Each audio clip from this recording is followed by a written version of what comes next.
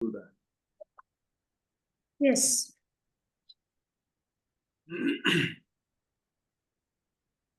Okay.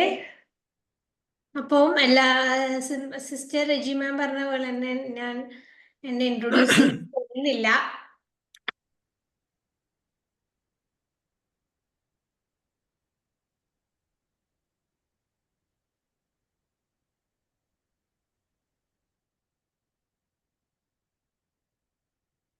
Sir slide show വരുന്നില്ല, എന്താണെന്ന് അറിയില്ല. സ്ലൈഡ് ഷോ വരുമല്ലോ. ക്ലിക്ക് ചെയ്ത് ഡബിൾ ക്ലിക്ക് ചെയ്ത് നോക്കിയത് അതിനകത്ത് ഒരു ഓക്കെ കിടക്കുന്നുണ്ടല്ലോ മുകളിൽ. ഇനി നോക്കിയോ, എന്തൊരു ഒന്നും കൂടി ഒന്ന് എടുത്ത് നോക്കട്ടെ. ഒരു ഓക്കെ കണ്ടിരുന്നു, ആ ഓക്കെ കൊടുത്തു ഞാനുണ്ട്. അത് പിന്നെ റെക്കോർഡിങ്ങിന്റെ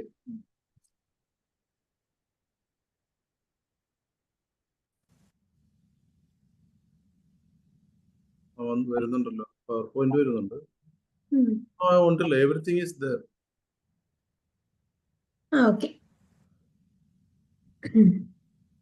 അപ്പോ ഞാൻ ഡോക്ടർ ദർശന, ഞാൻ ഒരു കൺസൾട്ടന്റ് ഹോമിയോപ്പത്ത് ആണ്, അതുപോലെ തന്നെ ഒരു ട്രെയിനറാണ്. ഞങ്ങൾ കൊച്ചിയിലാണ് സെറ്റിൽഡ് ആയിരിക്കുന്നത്. എല്ലാവർക്കും എൻ്റെ ഒരു പ്രസന്റേഷനിലൂടെ എല്ലാവരെയും ഞാൻ സ്വാഗതം ചെയ്യുന്നു. നമുക്കറിയാം, നമ്മുടെ അമ്മമാര് കേട്ടിട്ട്, അമ്മമാര് സ്ഥിരം പറയാനുള്ള ഒരു ഡയലോഗ് എന്താണ്? പണ്ടത്തെ അമ്മമാര്, ഞാൻ നിന്നെ 10 മാസം എന്താ പറയണവര്, എന്താ പറയണ, 10 മാസം നടന്ന് അല്ലെ? ശരിക്കും പറഞ്ഞവരത് അത്രയും ചുമ്മാ പറയണതല്ല കേട്ടോ. അവരത്രയും ഒരു ഒരു ഒരു പീരീഡിലൂടെ കടന്നുപോയി അത്രയും കഷ്ടപ്പെട്ട് തന്നെയാണ് മക്കളെ വളർത്തുന്നത്. അമ്മമാരെന്നല്ല, എല്ലാ സ്ത്രീകളും കേട്ടോ. അപ്പൊ ഞാൻ ഇന്ന് ഡിസ്കസ് ചെയ്യാൻ പോകുന്നത് common health issues of woman. അതൊരു സ്ത്രീകളുടെ കോമൺ ആയിട്ട് ഫേസ് ചെയ്യുന്ന ഹെൽത്ത് പ്രോബ്ലംസിനെ പറ്റിയാണ് ഞാൻ ഇന്ന് ഡിസ്കസ് ചെയ്യാൻ പോകുന്നത്. അതിൽ തന്നെ എൻ്റെ അയ്യോ എന്ന് പറഞ്ഞാല്, at the end of the session all the participants will able to get the general awareness about common health issues faced by the woman and how to handle them easily.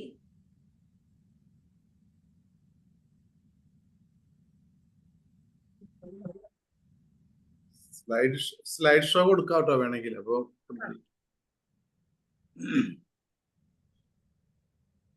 ഇത് ഈ ഒരു വീഡിയോ കഴിഞ്ഞോട്ടെ.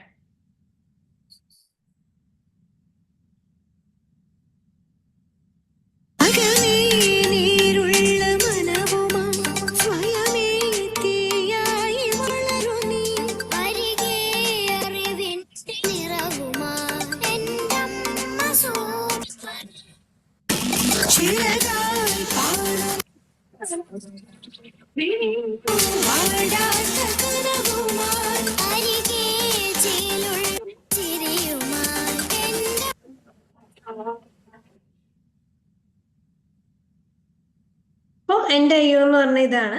നമുക്കറിയാം എന്തൊക്കെ കാര്യങ്ങളാണ്, എന്തൊക്കെ general ആയിട്ടുള്ള അസുഖങ്ങളാണ് സ്ത്രീകളിൽ ഉണ്ടാവുന്നതെന്ന് ആർക്കെങ്കിലും പറയാമോ?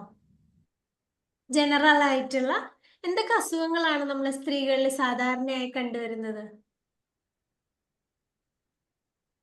എന്തൊക്കെ അസുഖങ്ങളാണ് സ്ത്രീകളിൽ? ഡെലിവറി സംബന്ധമായ പ്രോബ്ലംസ് ഉണ്ടാകാം.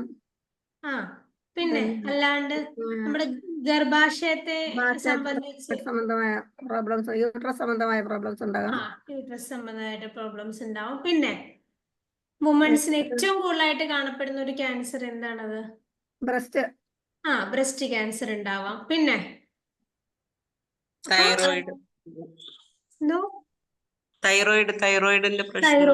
തൈറോയിഡ് ഇഷ്യൂസ് ഉണ്ടാവാം. Okay, thank you. അപ്പോ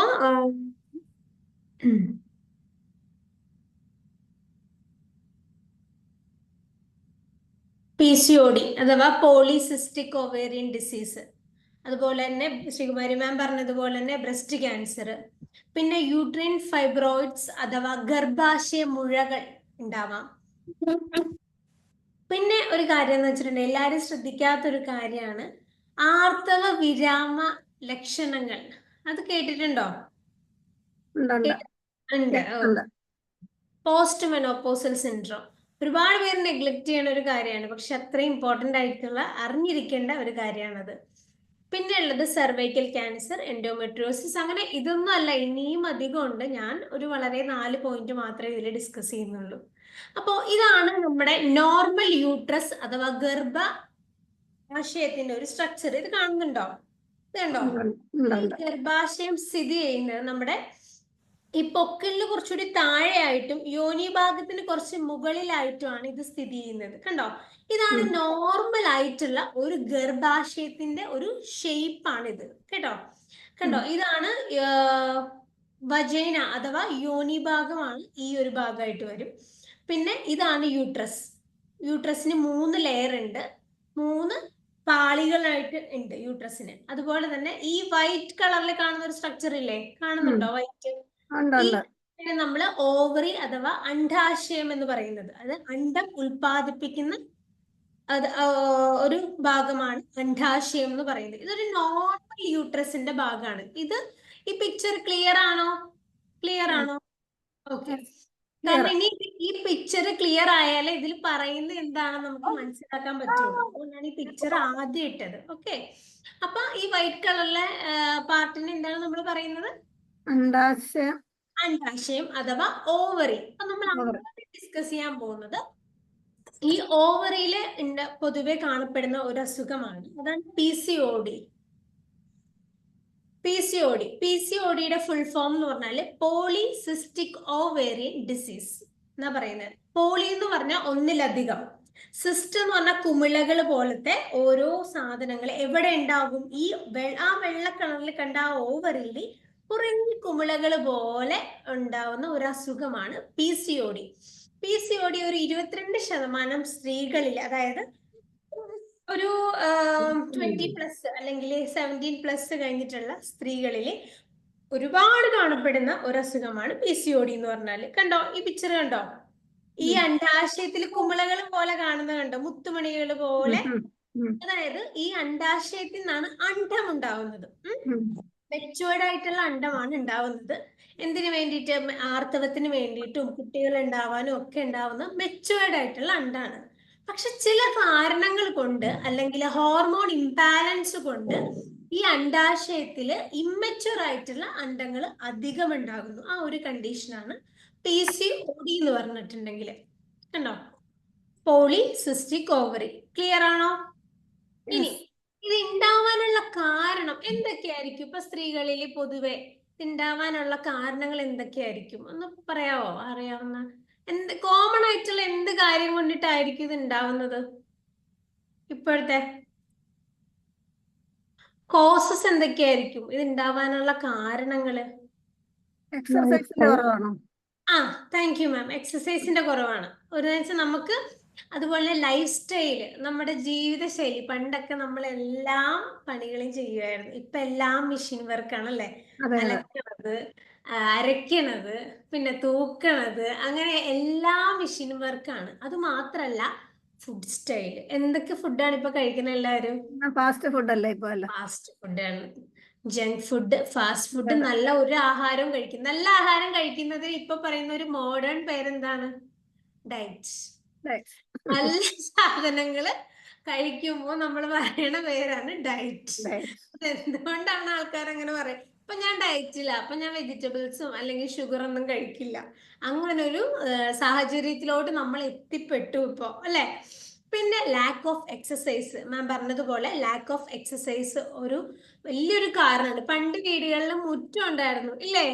മുറ്റമുള്ള വീടുകളായിരുന്നു. ഇപ്പൊ ഉള്ള വീടുകളിൽ സ്ഥലവും കുറവാണ്, മുറ്റവും കുറവാണ്, മുറ്റം അടിയും കുറവാണ്, അല്ലെ? പിന്നെ മെന്റൽ പ്രഷർ ഇപ്പോഴത്തെ, അതുപോലെ തന്നെ ഇപ്പോഴത്തെ നമ്മുടെ ഈ IT ഫീൽഡിലൊക്കെ വർക്ക് ചെയ്യുന്നവർക്ക് ഒരുപാട് മെന്റൽ പ്രഷർ ഉണ്ട്. മെന്റൽ പ്രഷർ ഉള്ളപ്പോൾ നമ്മുടെ ഹോർമോൺസ് തമ്മിൽ ആ ഒരു ഇംബാലൻസ് കാണിക്കും. അതും ഒരു റീസൺ ആണ് ഈ PCODക്ക്. പിന്നെ അമിതമായ വണ്ണം PCODക്ക് ഒരു കാരണമായിട്ട് വന്നിട്ടുണ്ട്. പിന്നെ ഇതിന്റെ സിംറ്റം, എന്തൊക്കെ ലക്ഷണങ്ങൾ മൂലമാണ് നമുക്ക് PCOD ഉണ്ടോ എന്ന് സംശയിക്കേണ്ടതെന്ന് പറഞ്ഞിട്ടുണ്ടെങ്കിൽ, നമുക്ക് പീരിയഡ്സ് എല്ലാ മാസവും വരില്ല, ഇറഗുലർ ഓർ മിസ്ഡ് പീരിയഡ്സ്. എല്ലാ മാസവും പീരിയഡ്സ് വരാണ്ടിരിക്കുക, 2 മാസം 3 മാസം, അതും കറക്റ്റ് അല്ലാത്ത രീതിയിൽ പീരിയഡ്സ് വരുമ്പോൾ നമുക്ക് അതിൽ വന്ധ്യതാ പ്രശ്നങ്ങൾ ഉണ്ടാവാൻ ചാൻസ് ഉണ്ട്. അതുപോലെ തന്നെ വെയിറ്റ്, ഈ ഹോർമോണിന്റെ പ്രശ്നം കൊണ്ടും നമ്മുടെ ലൈഫ് സ്റ്റൈലും കൊണ്ട് നമുക്ക് വണ്ണം വെക്കാനുള്ള ചാൻസ് ഉണ്ട്. അതുപോലെ മുഖക്കുരു, ഇറഗുലർ പീരിയഡ്സ്, അതുപോലെ തന്നെ വണ്ണം വെക്കല്, മുഖക്കുരു, പിന്നെ പ്രഗ്നന്റ് ആവുന്നില്ല, ഇൻഫെർട്ടിലിറ്റിയുടെ പ്രോബ്ലം ഒക്കെ ഉണ്ടെങ്കിൽ PCOD ഉണ്ടോ എന്ന് നമ്മൾ സംശയിക്കേണ്ടതാണ് കേട്ടോ. ഈ PCOD ഉണ്ടോ ഇല്ലയോ നമ്മൾ അങ്ങനെ സംശയം തോന്നുകയാണെങ്കിൽ ഒരു ഡോക്ടറിനെ കണ്ടിട്ട് ഒന്ന് നമ്മുടെ USG പെൽവിസ് ഒന്ന് ചെയ്ത് നോക്കിയാൽ നമുക്ക് PCOD ഉണ്ടോ ഇല്ലയോ എന്ന് മാറ്റാൻ പറ്റും. ഈ PCOD ഒരു 60% അല്ല, ഒരു 70% കേസ് നമുക്ക് കറക്റ്റ് ആയിട്ട് ഡയറ്റും എക്സസൈസും ഒക്കെ ചെയ്തിട്ടുണ്ടെങ്കിൽ നമുക്ക് റിവേഴ്സ് ചെയ്യാൻ പറ്റുന്നുള്ളൂ. പക്ഷെ PCOS അങ്ങനെയല്ല, അത് കുറച്ചുകൂടി കോംപ്ലിക്കേറ്റഡ് ആണ്. അത് കുറേ സിസ്റ്റ് ഉണ്ട്, കുറേ കുമിളകൾ ഉണ്ട്. അതുപോലെ തന്നെ സിംറ്റംസ് കുറച്ച് കൂടുതലാണെങ്കിൽ ഇച്ചിരി ബുദ്ധിമുട്ടാണ് അത് ട്രീറ്റ് ചെയ്യാൻ. പക്ഷെ PCOD ഒരു കുഴപ്പമില്ല, നമുക്കൊരു 70% ഗ്യാരണ്ടീഡ് ആണ്, റിവേഴ്സിബിൾ ആണ്. കാരണം ഇതൊരു ലൈഫ് സ്റ്റൈല് മൂലം ഉണ്ടായ ഒരു അസുഖമാണ് PCOD. ഡയറ്റ് ഞാൻ പറഞ്ഞു, എനിക്ക് ഡയറ്റിനെ കുറിച്ച് ഒന്നും പറയാനില്ല, കാരണം സാധാരണ എല്ലാവരും ചെയ്യുന്ന നോർമൽ ഹെൽത്തി ഫുഡാണ് ഇപ്പൊ എല്ലാവരും ഡയറ്റ് എന്ന് പറയുന്നത്. നമുക്കറിയാം എന്തെടുക്കണമെന്നാണ്. Leafy vegetables, pulses, flax seeds, walnut, അതുപോലെ തന്നെ നമ്മൾ ബെറീസ്, സ്ട്രോബെറി, അതുപോലെ തന്നെ ബ്ലാക്ക് ബെറീസ് ഒക്കെ എടുക്കുക. പിന്നെ വെള്ളം നന്നായി കുടിക്കുക. വെള്ളത്തിന്റെ കണക്ക് എങ്ങനെയാന്ന് വെച്ചാല് ഒരു 25 കിലോ ഉള്ള ഒരാൾക്ക് 1 ലിറ്റർ വെള്ളം, അതാണ് അതിന്റെ ആ ഒരു കാൽക്കുലേഷൻ. ഓക്കെ, നമ്മുടെ വെയിറ്റ് എത്രയാണ്? ഇപ്പം ശ്രീകുമാരി മാമിന് ഒരു 50 kg ആണെങ്കിൽ മാം എന്ത് ചെയ്യണം? ഒരു 2 ലിറ്റർ വാട്ടർ എങ്കിലും മിനിമം ഒരു ദിവസം കഴിക്കണം. പിന്നെ ഈ PCOD അഥവാ PCOD ഡയറ്റ് ഉള്ളവർ കറക്റ്റ് ആയിട്ട് ചെയ്യേണ്ട കാര്യമാണ് എക്സസൈസ് ചെയ്യുക. അപ്പൊ നമ്മൾ പറയും ചെയ്യുന്നുണ്ട്, എക്സസൈസ് ഒക്കെ ചെയ്യണ്ട, എന്നിട്ടും കുറയുന്നില്ല. അവർ ചെയ്യുന്ന ചിലപ്പോൾ ഒരു 15 മിനിറ്റ് 20 മിനിറ്റ് ഒക്കെ ആയിരിക്കും. അങ്ങനെയല്ല, 5 ദിവസത്തിൽ ഒരു 30 മിനിറ്റ് എങ്കിലും മിനിമം എക്സസൈസ് അവർ ചെയ്തിരിക്കണം. ഇതാണ് PCODക്കാർക്കുള്ള ജനറൽ ഡയറ്റ്. കണ്ടോ, ഇതൊരു ഓവറിയിൽ ഉണ്ടാവുന്ന ഒരു അസുഖമാണ്. ഇതിന്റെ സിംറ്റംസ് എന്ന് പറഞ്ഞാൽ ഇറഗുലർ ആയിട്ട് പീരിയഡ്സ് ഇറഗുലർ ആണ്, വണ്ണം വെക്കുന്നു, മുഖത്ത് കുരുക്കൾ ഉണ്ടാകുന്നു, ആ ഹോർമോൺ ഇംബാലൻസിന്റെ പ്രശ്നമാണ്. ഇത് നമുക്ക് ഇറിവേഴ്സിബിൾ ആണ്. കറക്റ്റ് ആയിട്ടുള്ള ഡയറ്റ് എക്സസൈസും ചെയ്തിട്ടുണ്ടെങ്കിൽ ഇത് റിവേഴ്സിബിൾ ആയിട്ടുള്ള ഒരു ഡിസീസ് കണ്ടീഷൻ ആണ്. ഓക്കെ, അടുത്ത ടോപ്പിക്ക് പൊക്കോട്ടെ. വണ്ണമില്ലാത്തവർക്കും PCOD വരുന്നുണ്ടല്ലോ. വരുന്നുണ്ട് മാം. അപ്പൊ അതെന്ന് വെച്ചിട്ടുണ്ടെങ്കിൽ ഹോർമോണിന്റെ പ്രശ്നം കൊണ്ടായിരിക്കും. പക്ഷെ അവരും കറക്റ്റ് ആയിട്ട് എക്സസൈസും ചെയ്യണം, ഡയറ്റും ചെയ്യണം. അപ്പൊ അവർക്ക് ഈ PCOS ആണെങ്കിൽ കുറച്ചും കൂടി ട്രീറ്റ്മെന്റ് എടുക്കേണ്ടി വരും. അത് ഏതാണെന്ന് നമ്മൾ കൺഫേം ആക്കണം. അതെങ്ങനെ അറിയാൻ പറ്റും? അത് നമുക്ക് USG ചെയ്താൽ അറിയാൻ മതി. നമുക്കൊരു USG പെൽവിസ് ചെയ്യണം. അടിവയറിൽ ഒരു സ്കാനിങ് ചെയ്തിട്ടുണ്ടെങ്കിൽ നമുക്കിത് അറിയാൻ പറ്റും. അൾട്രാസോണോഗ്രാഫി.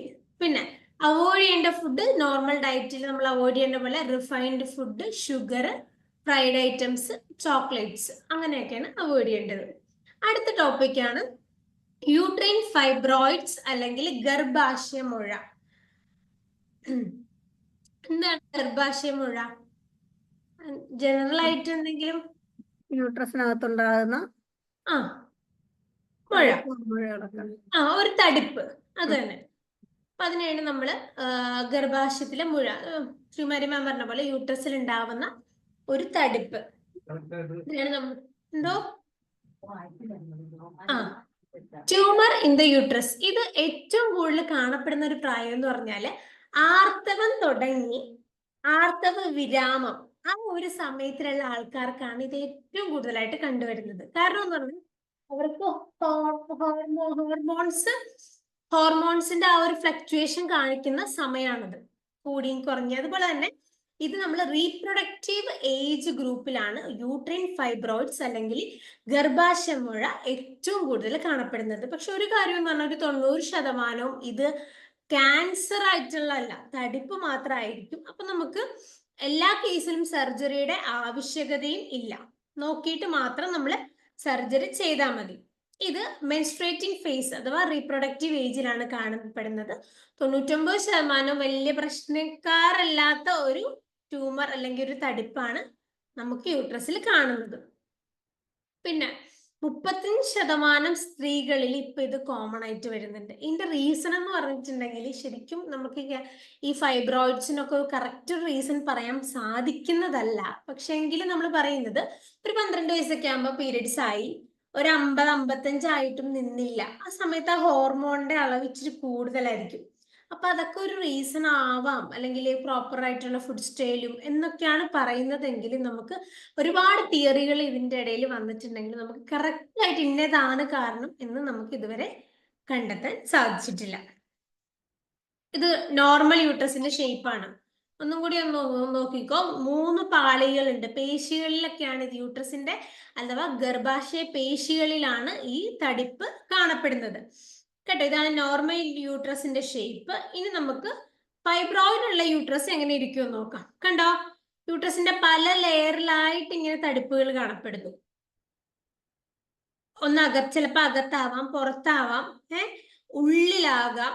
ചില സ്ത്രീകൾ, അതായത് ഒരു 30 വയസ്സുള്ള സ്ത്രീകളിലൊക്കെ ഇത് കാണപ്പെടുന്നുണ്ട്. അവർ കാണപ്പെടുമ്പോൾ എന്താ സംഭവം എന്ന് പറഞ്ഞാല്, അവര് ഗർഭാശയത്തിന്റെ അകത്താണെങ്കിൽ അവർക്ക് കറക്റ്റ് ആയിട്ട് സർജറി ചെയ്ത് പതുക്കെ അതിനെ നീക്കം ചെയ്യണം. കാരണം ഒന്ന് പ്രഗ്നന്റ് ആവാനൊക്കെ ഉള്ള ആൾക്കാരാണ്. അപ്പൊ അത്രയും സൂക്ഷിച്ച് മയോമെറ്റൽ ലെയറിലുള്ള ആ ഒരു മുഴ വേണം നീക്കം ചെയ്യാൻ.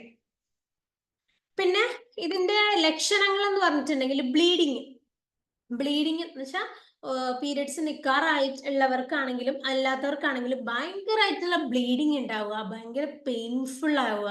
അതുപോലെ ഒരുപാട് ബ്ലീഡിങ് ചെയ്യുമ്പോഴത്തേക്കും നമുക്ക് ഒരുപാട് ബ്ലഡ് പോകുമ്പോൾ നമുക്ക് എന്താ ഉണ്ടാവുക? ഒരുപാട് ബ്ലഡ് പോകുമ്പോൾ നമുക്ക് വിളർച്ച, ഹലോ, ക്ഷീണം ഉണ്ടാവും. ക്ഷീണം ഉണ്ടാവും. അതുപോലെ തന്നെ വിളർച്ച ഉണ്ടാവും. അപ്പൊ നമുക്ക് അതിലൂടെ അതിന്റെ ആ ഒരു ഇന്റൻസിറ്റി നമുക്ക് മനസ്സിലായിരിക്കണം. ഇതൊക്കെയാണ് ഇതിന്റെ സിംറ്റം. ഹെവി മന്ത്ലി പീരിയഡ്സ്, പിന്നെ പെൽവിക് പെയിൻ ആൻഡ് പ്രഷർ. അതായത് നമുക്ക് യൂട്രസിൽ മുഴ ഉണ്ടെന്ന് വിചാരിക്കാം. അപ്പൊ യൂട്രസിൽ മുഴ ഉള്ളപ്പം ഈ മുഴ വലുതായി വരുന്തോറും നമ്മുടെ വയറ് വീർത്ത് വരും.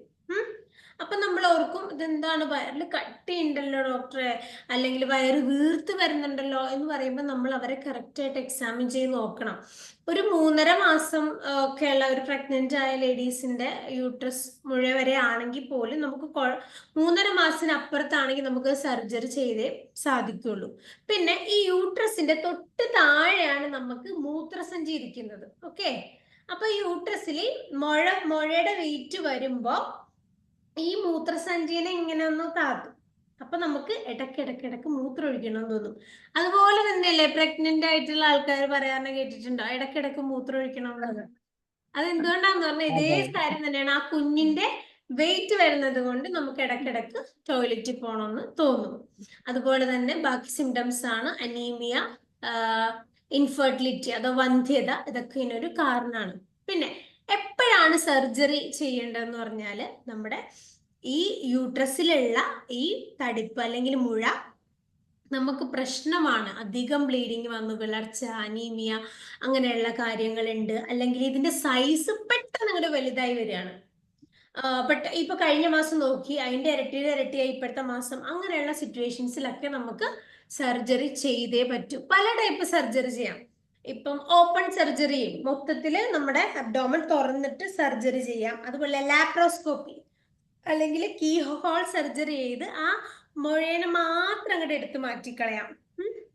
പിന്നെന്ന് വെച്ചിട്ടുണ്ടെങ്കിൽ നമുക്ക് യൂട്രസ് മൊത്തത്തോടെ മാറ്റിക്കളയാം. കുറച്ച് ഏജ് ആയി, ഒരു 45 ഒക്കെ, വേറെ പ്രശ്നങ്ങളൊന്നും ഇല്ല. അപ്പം അതുപോലെ തന്നെ ഇനി സ്പ്രെഡിങ് ഉള്ള ചാൻസ് ഉണ്ട് എന്നൊക്കെ അറിയാമെങ്കിൽ നമുക്ക് ആ യൂട്രസ് മാത്രമായിട്ട് അങ്ങോട്ട് റിമൂവ് ചെയ്ത് കളയാം. ഹിസ്റ്ററക്ടമി അതും നമുക്ക് ചെയ്ത് കളയാം. മെയിൻ ആയിട്ട് ഇതിന്റെ റീസൺ എന്ന് പറഞ്ഞാല് ഹോർമോൺ വ്യതിയാനം തന്നെയാണ്. ഈസ്ട്രജൻ ഹോർമോൺ കൂടുതലായിട്ട് പ്രവർത്തിക്കുന്നവർക്കാണ് ഇത് കൂടുതലായിട്ട് കാണപ്പെടുന്നത്. അതായത് നേരത്തെ ആർത്തവം തുടങ്ങുകയും ആർത്തവ വിരാമം വൈകിക്കുകയും ചെയ്യുന്ന ആൾക്കാരിലും ഇത് കണ്ടുവരാറുണ്ട്. ഡയറ്റ്, ഞാൻ ഡയറ്റ് പറയുന്നില്ല, കാരണം ആസ് യൂഷ്വൽ എല്ലാ ഡയറ്റ് പോലെ തന്നെയാണ് ഇതും. ഓവറായിട്ടുള്ള സ്മോക്ഡ് ഫിഷ്, മീറ്റ് അങ്ങനെയുള്ള കാര്യങ്ങളൊക്കെ അവോയ്ഡ് ചെയ്ത് സജസ്റ്റഡ് ആയിട്ടുള്ള ബെറീസ്, വെജിറ്റബിൾസ്, അങ്ങനെ നാച്ചുറൽ ആയിട്ടുള്ള കാര്യങ്ങൾ എടുക്കുക. പ്രോപ്പർ ആയിട്ടുള്ള എക്സസൈസും ഒക്കെ ചെയ്യുക. നമ്മൾ എല്ലാ കണ്ടീഷനിലും സർജറി വേണ്ട ആവശ്യമില്ല. ആ മുഴയുടെ വലിപ്പവും അതുപോലെ തന്നെ മുഴ എത്ര തന്നെ അപകടകാരിയാണ് എന്ന് നോക്കിയിട്ട് മാത്രം സർജറി ചെയ്യണോ വേണ്ടയോ എന്ന് തീരുമാനിച്ചാൽ മാത്രം മതിയാവും. അടുത്തതാണ് മെനോപോസൽ സിൻഡ്രോം, ആർത്തവ വിരാമം. ഇതിനെപ്പറ്റി എന്താ എല്ലാവർക്കും അറിയാവുന്നവർക്കൊക്കെ ഒന്ന് പറയാവോ? ഞാൻ മാത്രം സംസാരിച്ചുകൊണ്ടിരിക്കുക. ഞാൻ ഒരുപാട് ഫോഴ്സ് ചെയ്യാത്തത് ഇനി ഈ ടോപ്പിക് ഇച്ചിരി ഉള്ളതുകൊണ്ടാണ് ഞാൻ ആരെക്കൊണ്ടും അധികം ഫോഴ്സ് ചെയ്യിപ്പിക്കാത്തത്. ഇവിടെയെങ്കിലും എനിക്കൊരു റെസ്പോൺസ് തരുമോ? ഈ സമയത്ത് പിന്നെ നമുക്ക് പീരീഡ്സ് ചിലപ്പോൾ വന്നു കഴിഞ്ഞാൽ കണ്ടിന്യൂസ് ആയിട്ട് ബ്ലീഡിങ്സ് ഉണ്ടാവും. പിന്നെ അതാണെങ്കിൽ ചിലപ്പം കോൺസിക്യൂട്ടീവ് ആയിട്ടുള്ള ഡേയ്സ് 15 ഡേയ്സ് കഴിഞ്ഞിട്ട് വീണ്ടും വരും. അങ്ങനെ പിന്നെ റെഗുലർ ആയിരിക്കത്തില്ല. അങ്ങനെയൊക്കെ വരുമ്പോൾ നമുക്ക് പിന്നെ മറ്റു പ്രോബ്ലംസ് ഒന്നും കാണത്തില്ല, പക്ഷെ ഇത് നമുക്കൊരു ബുദ്ധിമുട്ടുണ്ടായിരിക്കും. ഓക്കെ. അപ്പൊ എന്ന് വെച്ചിട്ടുണ്ടെങ്കിൽ മെനോപോസൽ സിൻഡ്രോം അഥവാ ആർത്തവ വിരാമം ഈ സമയം എന്ന് പറഞ്ഞിട്ടുണ്ടെങ്കിൽ ഒരു സ്ത്രീക്ക് ഓൾമോസ്റ്റ് ആൾക്കാർക്കും തിരിച്ചറിയാൻ സാധിക്കില്ല. അതാണ് ഒന്നാമത്തെ കാര്യം. എന്തുകൊണ്ടാന്ന് പറഞ്ഞാൽ ഇത് സംഭവിക്കുന്ന ഒരു 45-55 വയസ്സിനിടയിലുള്ള ഒരു ആൾക്കാർക്കായിരിക്കും ഈ മെനോപോസൽ സിൻഡ്രോമിന്റെ പ്രശ്നം വരിക. ആ സമയത്ത് ഒരു സ്ത്രീനെ സംബന്ധിച്ച് എന്തൊക്കെ ബുദ്ധിമുട്ടുകൾ ഉണ്ടാവും, എന്തൊക്കെ കാര്യങ്ങൾ അവർക്ക് നോക്കണം ഒന്ന് പറഞ്ഞേ. ഒരു സ്ത്രീ എന്തൊക്കെ കാര്യങ്ങൾ ആ സമയം, ആ ഒരു ഏജ് 45-50 വയസ്സ്, ഇപ്പൊ 45 ഇയേഴ്സ് ഉള്ള ഒരു വുമൺ വീട്ടിൽ എന്തൊക്കെ കാര്യങ്ങളുടെ റെസ്പോൺസ്? അതെ, വീട്ടിലെ എല്ലാ കാര്യങ്ങളും. കുഞ്ഞുങ്ങളുടെ കാര്യം നോക്കണം. പിന്നെ ആ സമയത്ത് എപ്പോഴും ജോലിക്ക് പോകണം. പിന്നെ പ്രായമായ അച്ഛനമ്മമാരുണ്ടാവുന്ന ഒരു സമയമാണ് അത്. ജോലിക്ക് പോകണം. നമുക്ക് ആ വീടിന്റെ റെസ്പോൺസിബിലിറ്റി ഫുള്ള് നമ്മുടെ തലയിലായിരിക്കും. ജോലി എല്ലാ പാരന്റ്സിന്റെ, നമുക്ക് ആ ഒരു ടൈം എന്ന് പറഞ്ഞാല് നമ്മുടെ പാരന്റ്സിന് പ്രായമാകുന്ന സമയമാണ്. ഓക്കെ. അപ്പൊ നമുക്ക് എല്ലാ രീതിയിൽ നിന്നുള്ളൊരു സ്ട്രെസ്സും, ഈ ഹോർമോൺ ഈസ്ട്രജൻ എന്നൊരു ഹോർമോൺ ആണ് നമ്മുടെ ആർത്തവത്തിനെ സഹായിക്കുന്നത്. ആ ഈസ്ട്രജൻ ഹോർമോൺ അങ്ങോട്ട് കുറയാണ്. അപ്പോ അതുകൊണ്ട് തന്നെയാണ് നമുക്ക് ഈസ്ട്രജൻ ഹോർമോൺ കുറയുന്നത് കൊണ്ട് ആ ഹോർമോണൽ ചേഞ്ചസ് വരാം. നമുക്ക് പെട്ടെന്ന് ദേഷ്യപ്പെടുക, അല്ലെങ്കിൽ അങ്ങനെയൊക്കെയുള്ള കാര്യങ്ങൾ വരിക. ഈ മെനോപോസ് എന്ന് പറഞ്ഞാൽ ഇപ്പൊ ഈ 45 വയസ്സ് അല്ലെങ്കിൽ 42 വയസ്സൊക്കെ ആകുമ്പോ മാം പറഞ്ഞതുപോലെ ഇങ്ങനെ പീരീഡ്സ് ഷോർട്ട് ആവും. ആർത്തവം ഒരു 2 മാസം 3 മാസം 2 മാസത്തിലൊരിക്കല് അങ്ങനെയൊക്കെ വന്നു തുടങ്ങും ആദ്യം. അത് പിന്നെ അതിന്റെ ഫ്ലോ കുറഞ്ഞു തുടങ്ങും. പക്ഷെ എങ്കിലും നമുക്ക് കംപ്ലീറ്റ് ആബ്സെൻസ് ഓഫ് മെൻസസ് 1 വർഷമായിട്ട് പൂർണ്ണമായിട്ടും ആർത്തവം നടന്നില്ല എങ്കിൽ മാത്രമേ നമുക്ക് അതിനെ മെനോപോസ് എന്ന് പറയാൻ പറ്റുള്ളൂ, അഥവാ ആർത്തവ വിരാമം എന്ന് പറയാൻ പറ്റുള്ളൂ. ഓക്കെ. 1 വർഷം കംപ്ലീറ്റ് ആയിട്ട് ഇത് 45 to 58 ഇയേഴ്സ് ഏജ് ഗ്രൂപ്പിലാണ് ഇത് കാണപ്പെടുന്നത്. ഇതൊന്ന് വായിച്ചാരെങ്കിലും? ചിലര് ഭയങ്കരമായിട്ട് ഇങ്ങനെ ഹോട്ട് ഫ്ലാഷസ് ഉണ്ടാവും. മെനോപ്പോ ഒന്ന് വായിക്കാവോ ഇത്? ഈ സ്ലൈഡ് ഒന്ന്. ഒരു ഇന്ററാക്ഷനും ഇല്ല. വേറെ ആരും ഇല്ലേ? ഉണ്ടെങ്കിൽ ഞാൻ വായിക്കാം. വായിച്ചോ, ആരായാലും വായിച്ചോ. Menopause is the time in a woman's life when her ovaries stop producing the hormones estrogen and progesterone and her period stops naturally. അതായത് ഒരു സ്ത്രീയുടെ ജീവിതത്തിൽ ആ ഓവറി, ഞാൻ ആദ്യം കാണിച്ച ആ വൈറ്റ് കളറിൽ ആ ഓവറി പ്രൊഡ്യൂസ് ചെയ്യുന്ന ഹോർമോൺസ് ഈസ്ട്രജനെ ഒക്കെ നാച്ചുറൽ ആയിട്ട് നിൽക്കുന്ന ഒരു ഇതിനാണ് നമ്മൾ മെനോപോസ് അഥവാ ആർത്തവം എന്ന് പറയുന്നത്. മൂഡ് ചേഞ്ചസ് ഉണ്ടാവുക, നമുക്ക് ജോലിയുടെ ഫ്രസ്ട്രേഷൻ എല്ലാം കൂടി ഉണ്ട്. പിന്നെ ഈ ഹോർമോൺസ് ആകുമ്പോൾ പെട്ടെന്ന് ഭർത്താവിനോട് ദേഷ്യപ്പെടുക, മക്കളോട് ദേഷ്യപ്പെടുക, നമുക്ക് നമ്മളെ തന്നെ കൺട്രോൾ ചെയ്യാൻ പറ്റാത്ത ചില സിറ്റുവേഷൻ ഉണ്ട്. പിന്നെ രജി മാം പറഞ്ഞ പോലെ തന്നെ ചൂട്, അതൊരു ഭയങ്കര പ്രശ്നമാണ്.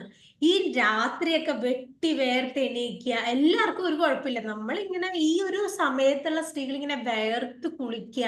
അതുപോലെ തന്നെ ഡിപ്രഷൻ, എന്താണെന്നറിയില്ല, ഇടക്കിടക്ക് സങ്കടം. പിന്നെ വേറൊരു കാര്യം കൂടി ഉണ്ട് ഈ സമയത്ത്. ചിലപ്പോ മക്കളൊക്കെ ഹോസ്റ്റലിൽ കൂടി പഠിക്കാൻ പോകും, അപ്പൊ സംഭവം കളറായിട്ടുണ്ട്, അവരും പോകും. എല്ലാം കൂടി വരുമ്പോ നമുക്ക് ഒരു ഡിപ്രഷൻ സ്റ്റേറ്റിലോട്ട് വരെ നമുക്ക് പോകാം.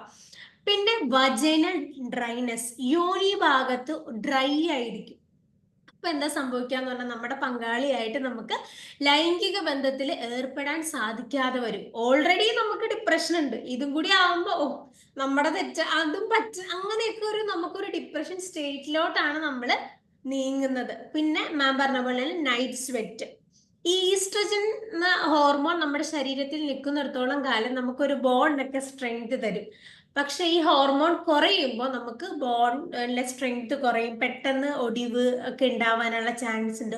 ഉറക്കമില്ലായ്മ, ഈ ഹോർമോണിന്റെ പ്രശ്നം കൊണ്ട് തന്നെ നമുക്ക് എന്താണെന്നറിയില്ല, ഉറക്കം കിട്ടുന്നില്ല. അവർക്ക് ഈ മെനോപോസൽ സിൻഡ്രോം എന്ന് പറഞ്ഞാൽ അവർക്ക് തന്നെ അറിയില്ല എന്തൊക്കെയാ സംഭവിക്കണെന്ന്. ഒന്നാമത് ഞാൻ പറഞ്ഞ പോലെ എല്ലാ ജോലിയുടെ സ്ട്രെസ്സും ഹോർമോണിൻ്റെതും ഇതൊക്കെ കൂടി ആകുമ്പോൾ വല്ലാത്തൊരവസ്ഥയിലായിരിക്കും അവർ പോകുന്നത്. അത്രയും നമ്മൾ അവരെ നല്ല രീതിയിൽ സപ്പോർട്ട് ചെയ്താൽ മാത്രമേ അവർ ഇതിൽ നിന്ന് നമുക്ക് ഈസി ആയിട്ട് റിക്കവർ ആവും. ഇല്ലാത്തവരല്ല, പക്ഷെ നമുക്ക് കുറച്ചുകൂടി പെട്ടെന്ന് അവരെ ഹാപ്പി ആക്കാൻ നമുക്ക് സാധിക്കും. 3 സ്റ്റേജാ ഉള്ളത്. ഒരു 40 വയസ്സാകുമ്പോൾ നമുക്ക് എന്താ പെരിമെനോപോസ് എന്ന് പറയും. ആർത്തവം നിൽക്കുന്നതിന് മുന്നേ ഉള്ള ഒരു സമയമാണ്. ഈ സമയത്ത് നമ്മുടെ സൈക്കിളൊക്കെ ഷോർട്ടൻ ചെയ്യും, കുറച്ചും 2 മാസം 3 മാസം ഒക്കെ കൂടി വരും. അതുപോലെ 51 വയസ്സ് 50 വയസ്സാകുമ്പോൾ ഏകദേശം നിൽക്കും, മെൻസ്ട്രേഷൻ ഉണ്ടാവില്ല. അതുപോലെ 51 വയസ്സ് കഴിയുമ്പോൾ പോസ്റ്റ് മെനോപോസ് എന്നും പറയും. ഓക്കെ, പിന്നെ ഇതിനെ നമുക്ക് ഫിസിയോളജിക്കലായിട്ട് നമുക്ക് എന്ത് ചെയ്യാം, കാൽഷ്യം സപ്ലിമെന്റ് ചെയ്യാം. ഈസ്ട്രജൻ കുറയുന്നത് കൊണ്ടും നമ്മുടെ ശരീരത്തിൽ കാൽഷ്യം ഉൽപ്പാദിപ്പിക്കാനുള്ള ഒരു പ്രവണത കുറയും. നമുക്ക് കാൽഷ്യം സപ്ലിമെന്റ് കൊടുക്കാം, വൈറ്റമിൻ ഡി സപ്ലിമെന്റ് കൊടുക്കാം. സോയാബീനിൽ ചെറിയൊരു എമൗണ്ട് ഓഫ് ഈസ്ട്രജന്റെ അളവുണ്ട് എന്നാണ് സ്റ്റഡീസ് പറയുന്നത്, അത് നമുക്ക് കൊടുക്കാം.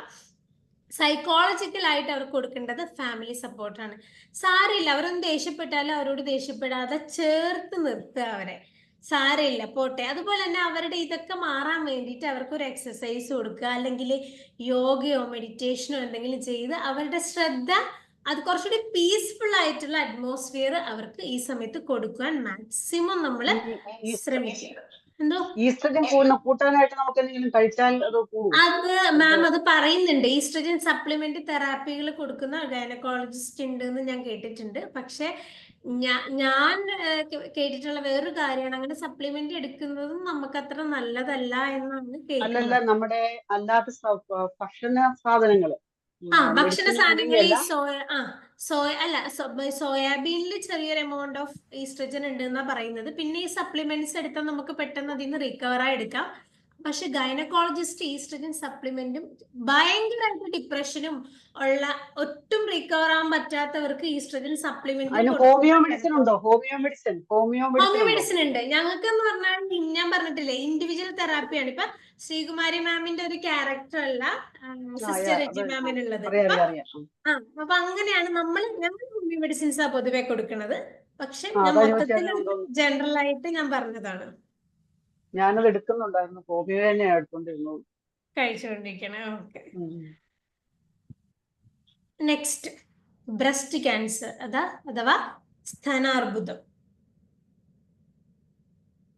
ഈ സ്തനാർബുദം കാണപ്പെടുന്നത് ശരിക്കും ഒരു 60 വയസ്സ് അല്ലെങ്കിൽ കൂടുതലായിട്ട് കാണപ്പെടുന്നത് ഒരു 60 വയസ്സൊക്കെ അല്ലെങ്കിൽ അത് കഴിഞ്ഞുള്ളവർക്കാണ് കൂടുതലായിട്ട് കാണപ്പെടുന്നത്. പക്ഷെ ഇപ്പൊ പ്രസന്റ് ആയിട്ട് ഇത് അങ്ങനെ ഏജ് ഗ്രൂപ്പ് ഒന്നും പറയാൻ പറ്റില്ല. കാരണം നമ്മുടെ ഇപ്പൊ ലേഡീസ് കുറച്ചധികം സ്മോക്കിങ്ങും അതുപോലെ തന്നെ ഗർഭനിരോധന മാർഗ ഗുളികകൾ, കോൺട്രാസെപ്റ്റീവ് പിൽസ് ഒക്കെ എടുക്കും. ഇപ്പൊ ലിവിങ് ടുഗദറും അങ്ങനെ ഇങ്ങനെയൊക്കെ ആയതുകൊണ്ട് അവർ ഈ മിഠായി കഴിക്കൽ ലാഘവത്തിലാണ് കോൺട്രാസെപ്റ്റീവ് പിൽസ് എടുക്കുന്നത്. അതിന്റെ കൂട്ടത്തിൽ സ്മോക്കിങ്ങും ആൽക്കഹോളും ഒക്കെ ഉണ്ടെങ്കിൽ അവരിലും ഇത് കാണുന്നത് കൂടുതലാണ്.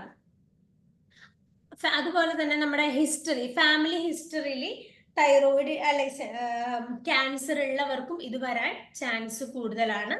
സ്മോക്കിംഗ്, ആൽക്കഹോൾ, കോൺട്രാസെപ്റ്റീവ് പിൽസ് ഒക്കെയാണ് ഇത് കാരണമായിട്ട് പറയുന്നത്. പക്ഷെ എപ്പോഴും ഞാൻ പറയുന്നത് ക്യാൻസറിന്റെ കോസ് എല്ലാവരും പല കോസുകൾ പറയുന്നുണ്ടെങ്കിലും കറക്റ്റ് ആയിട്ടുള്ളൊരു കോസ് നമുക്ക് ഇതുവരെ കണ്ടുപിടിക്കാൻ പറ്റിയിട്ടില്ല.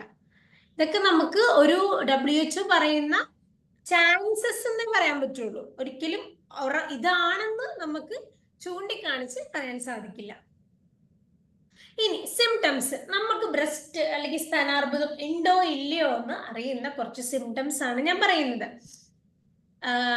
അതായത് സ്തനത്തിൽ ട്യൂമർ അഥവാ മുഴ ഉണ്ടാവുക അല്ലെങ്കിൽ ഒരു തടിപ്പ് ഫീൽ ചെയ്യുക, ഇതാണ് ഒന്നാമത്തെ സിംറ്റം. രണ്ടാമത്തെ കാര്യം എന്ന് പറഞ്ഞാൽ നോർമൽ ആയിട്ട് രണ്ട് സ്തനങ്ങൾ അഥവാ ബ്രസ്റ്റുകളുടെ സൈസ് വേറെ ആയിരിക്കും. ഭയങ്കര ചേഞ്ച് ഉണ്ടാവില്ല, ചെറിയൊരു സൈസ് ഡിഫറൻസ് കോമൺ ആണ്. പക്ഷെ അതിലുപരി ഒരു സ്തനം ചെറുതായും ഒരു സ്തനം ഭയങ്കര വലുതായും തോന്നുകയാണ്. അതായത് കുറച്ച് നല്ല ഡിഫറൻസ് തോന്നിക്കുകയുണ്ടെങ്കിൽ നമ്മൾ ഒരിക്കലും അത് ഒഴിച്ച് കൂട്ടാൻ പാടില്ല, ഒഴിവാക്കാൻ പാടില്ലാത്ത ഒരു ലക്ഷണമാണിത്. പിന്നെന്ന് പറഞ്ഞാൽ കണ്ടോ, നമ്മുടെ ആ മുലക്കണ്ണിന്ന് എന്തെങ്കിലും അബ്നോർമൽ ആയിട്ടുള്ള ഡിസ്ചാർജ് വരിക, ബ്ലഡ് ആയിക്കോട്ടെ അല്ലെങ്കിൽ വേറെ പഴുപ്പോ അങ്ങനെയൊക്കെ ഉണ്ടെങ്കിൽ നമ്മൾ ഒരിക്കലും വെച്ചോണ്ടിരിക്കാൻ പാടില്ലാത്ത ഒരു 3 സിംറ്റം ആണിത്. പിന്നെ നമ്മുടെ ആ മുലക്കണ്ണിയുടെ ചുറ്റിനും ഇത് കണ്ടോ, റാഷസ് കണ്ടോ, കാണുന്നുണ്ടോ? റെഡ് റാഷസ്, റെഡ് റാഷസ് പോലെ കാണുക. ഇങ്ങനെയുള്ള സിറ്റുവേഷൻസ് ഒക്കെ നമുക്ക് വെച്ചോണ്ടിരിക്കാൻ പാടില്ല. അതുപോലെ തന്നെ ഈ മുലക്കണ്ണിയുടെ അത് ഉള്ളിലോട്ട് പോകുന്നു, അതായത് റിട്രോവെർട്ടഡ് നിപ്പിൾ എന്ന് പറയും. കണ്ടോ, സാധാരണ പ്രസവ സമയത്തും കുഞ്ഞിന് ഫീഡ് ചെയ്യാൻ നേരത്തൊക്കെ നോർമൽ ആയിട്ട് ഇത് ലേഡീസിന് ഉണ്ടാവണതാണ്. പക്ഷെ ഈ കേസിൽ കുറച്ച് അധികം ഉള്ളിലോട്ട് പോകും. അപ്പൊ അങ്ങനെയുള്ള കേസ്, അതുപോലെ തന്നെ ബ്രസ്റ്റിന്റെ കളർ ഓറഞ്ച് കളർ ആവുന്നുണ്ട് അല്ലെങ്കിൽ തടിപ്പുണ്ട് എന്നൊക്കെ ഉണ്ടെങ്കിൽ നമ്മൾ ഒരിക്കലും ഇത് വെച്ചോണ്ടിരിക്കാൻ പാടില്ല. പിന്നെ ഇത് നമ്മളെപ്പോഴും പൊതുവെ പറയുന്നത് ബ്രസ്റ്റ് ഫീഡിങ് എപ്പോഴും നല്ലതാണ്. ഒരിക്കലും ഇപ്പോഴത്തെ ആൾക്കാർക്ക് ഞാൻ പ്രയോറിറ്റീസ് ആണെങ്കിൽ പോലും എല്ലാ അമ്മമാരും ബ്രസ്റ്റ് ഫീഡിങ് കറക്റ്റ് ആയിട്ട് ജോലിക്ക് പോകുന്നത് കൊണ്ട് അവർക്കിതൊരു ബുദ്ധിമുട്ടാണ്. അതുകൊണ്ടാണ്, ആരെയും ബ്ലെയിം ചെയ്യല്ല. പക്ഷെ അങ്ങോട്ട് കണ്ടിന്യൂ ആയിട്ട് നടക്കുന്നില്ല, അതൊരു റീസൺ ആകാം എന്ന് WHO റീസെന്റ് സ്റ്റഡീസ് പറയുന്നുണ്ട്. പിന്നെ എപ്പോഴും നോർമൽ ബോഡി വെയിറ്റ് നമ്മൾ മെയിൻറ്റെയിൻ ചെയ്യാം.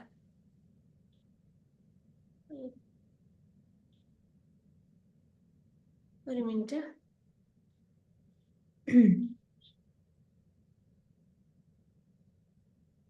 ഇതാണ് നമ്മളൊരു ഇൻവെസ്റ്റിഗേഷൻ ആണ്. നമ്മൾ എങ്ങനെയാണ് ഇത് ഉണ്ടോ ഇല്ലയോ 30 കഴിഞ്ഞ സ്ത്രീകള് മാസത്തിൽ ഒരു ദിവസമെങ്കിലും ഇത് ചെക്ക് ചെയ്യണം എന്നാണ്. 45 കഴിഞ്ഞതാണെങ്കിൽ ഒരു മാമോഗ്രാം എങ്കിലും ഇടയ്ക്ക് എടുക്കണം എന്നാണ് പറയുന്നത്. ഒരു 3 ഫിംഗർ എടുത്തിട്ട് നമ്മുടെ ചെസ്റ്റിന് ചുറ്റും റൗണ്ട് ആയിട്ടൊന്ന് തടഞ്ഞു നോക്കണം, എന്തെങ്കിലും ഉണ്ടോ എന്ന്. എല്ലാ മാസവും എന്ന രീതിയിൽ അതിങ്ങനെ നമ്മൾ തടഞ്ഞു നോക്കണം. അതിന്റെ ഒരു ചെറിയൊരു ഇൻവെസ്റ്റിഗേഷന്റെ വീഡിയോ ആണ്.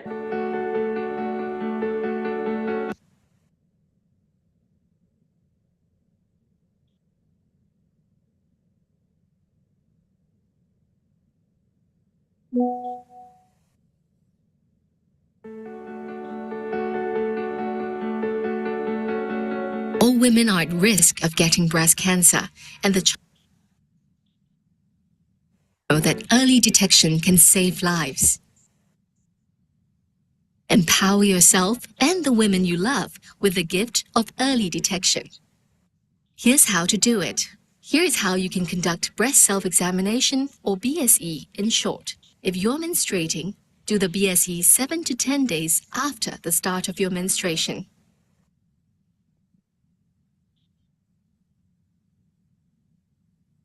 It's simple. Just give your breast some TLC. Touch, look, check. Begin by lying on your back. Place your right hand behind your head.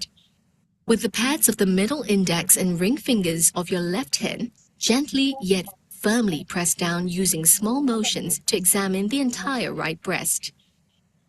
Use any of the following patterns you're most comfortable with to ensure you've covered all of the breast tissue. Next, sit or stand and feel your armpit, because breast tissue extends to circular motion. ഈ 3 finger ഈ തുമ്പുകൊണ്ടല്ല ചെയ്യേണ്ടത്.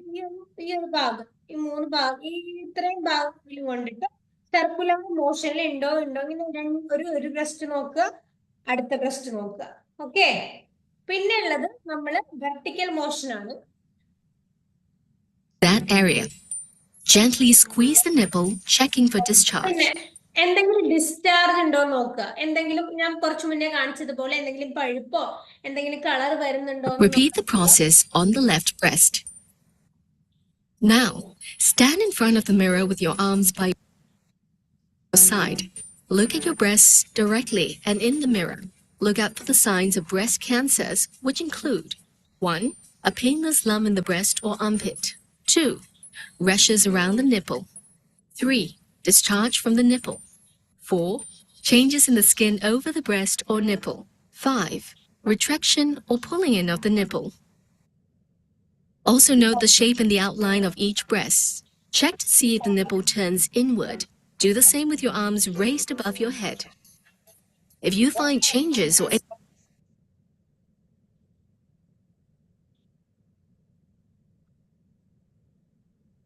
ഇനി കണ്ണാടിയിൽ നോക്കേണ്ട കാര്യമാണ്. കണ്ണാടിയിൽ നിന്നിട്ട് രണ്ട് ബ്രസ്റ്റും അല്ലെങ്കിൽ രണ്ട് സ്ഥലങ്ങളും സൈസ് ഒരുപോലെയാണോ, എന്തെങ്കിലും കളർ ചേഞ്ച് ഉണ്ടോ, അല്ലെങ്കിൽ എന്തെങ്കിലും ഡിസ്ചാർജ് വരുന്നുണ്ടോ, അവർ കാണിച്ചതുപോലെ തന്നെ ഒരു ഹാൻഡ് പൊക്കി കറക്റ്റ് ആയിട്ട് എല്ലാ മാസവും ഒരു 30-35 കഴിഞ്ഞാൽ എല്ലാ മാസവും ചെയ്യണം. അതുപോലെ തന്നെ എന്തെങ്കിലും കാണുന്നുണ്ടെങ്കിൽ നമ്മൾ ഒരിക്കലും വെയിറ്റ് ചെയ്യാതെ നമ്മൾ അടുത്തുള്ള ഒരു ഗൈനക്കോളജിസ്റ്റിനെ കാണുക. അപ്പൊ അവരെന്ത് ചെയ്യുക, എക്സാമിൻ ചെയ്ത് നോക്കും, ജനറൽ ആയിട്ട് എക്സാമിൻ ചെയ്ത് നോക്കും. ഇല്ലെങ്കിൽ ഒരു ലൈറ്റ് ഒരു എക്സ്റേ ഉണ്ട്, അതിന്റെ മാമോഗ്രാം എന്നാ പറയുന്നത്, ആ മാമോഗ്രാം ചെയ്ത് നോക്കും. എന്തെങ്കിലും തടുപ്പുണ്ടെങ്കിൽ അതിൽ നിന്ന് കുത്തി ഒന്ന് ബയോപ്സിക്ക് അയക്കും. കാരണം ഇത് മെയിൻ ആയിട്ട് ഫൈബ്രോയിഡിനോമയാണ്, അതായത് ക്യാൻസർ ഭയങ്കര ഭയങ്കര സ്പ്രെഡിങ് ക്യാൻസർ അല്ല. 2 ടൈപ്പ് ക്യാൻസറാണ് നമുക്കുള്ളത്, ഒന്ന് ബിനൈനും വേറൊന്ന് മാലിഗ്നന്റും. ബിനൈൻ എന്ന് പറഞ്ഞാൽ വല്ല പേടിക്കണ്ട, ഒരു മുഴ ഉണ്ടെങ്കിൽ അത് അങ്ങനെ തന്നെ നിൽക്കും, ചിലപ്പോ ഒരു ഇച്ചിരി വലുതാവും, അത്രേ ഉള്ളൂ. പക്ഷെ മാലിഗ്നന്റ് എന്ന് പറഞ്ഞാൽ ഒരു ക്യാൻസർ സെല്ലാണെങ്കിൽ പടർന്ന് പടർന്ന് പടർന്ന് പടർന്ന് പടർന്ന് പടർന്ന് അങ്ങനെ പടർന്ന് മൊത്തം പടരുന്ന ഒരു ക്യാൻസർ ആണ് മാലിഗ്നന്റ്. അപ്പൊ അത് മാലിഗ്നന്റ് ആണോ ബിനൈൻ ആണോ എന്ന് അറിയാൻ വേണ്ടിയിട്ട് നമ്മൾ ബയോപ്സിക്ക് അയക്കേണ്ടതും അത്യാവശ്യമാണ്.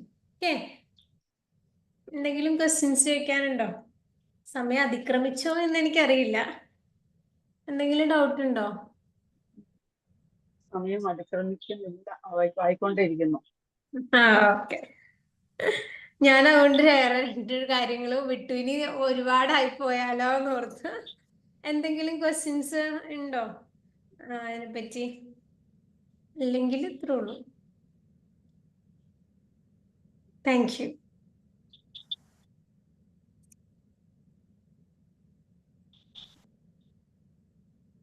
അപ്പോ ഞാൻ പറഞ്ഞ എല്ലാ ലക്ഷണങ്ങളും നമ്മൾ ഓരോ